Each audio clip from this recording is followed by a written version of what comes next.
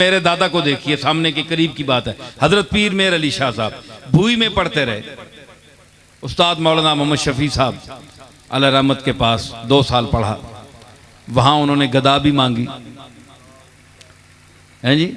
اس کے بعد استادوں کی خدمت بھی کی، وہاں سے پھر انگے چلے گئے، وہاں بھی یہی حال رہا، پھر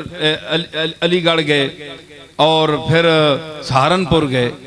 تو یہ سارے مراحل جو انہوں نے طے کیے 10-12 سال بے گھر ہو کر رہے، تو اگر میر علی شاہ کو علم لدنی نہیں حاصل ہوا تو اور کسے حاصل ہوگا؟ تجربہ علم حاصل کرنے کے لیے استادوں کے پاس گئے۔ دیکھو غوث پاک کے متعلق آتا ہے کہ وہ بچپن میں جب دودھ پیتے تھے تو رمضان شریف کا چاند نظر آ گیا تو محلے کے لوگ پوچھتے تھے بھائی چاند کے متعلق اگر عبد القادر کی ماں سے پوچھو، اگر بچے نے دودھ پیا ہے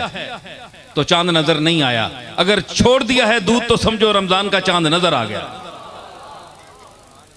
یہ مشہور بات ہے، بلکہ کتابوں میں آیا ہے، یہ کتابیں بھی کچی پکی روٹی نہیں ہے، مستند کتابوں میں ہے۔ تو اگر ایک بچہ جو دودھ پی رہا ہے اس کو علم نہیں ہے کہ چاند نظر آ گیا ہے یا نہیں آیا ہے تو وہ دودھ کس طرح چھوڑ رہا ہے؟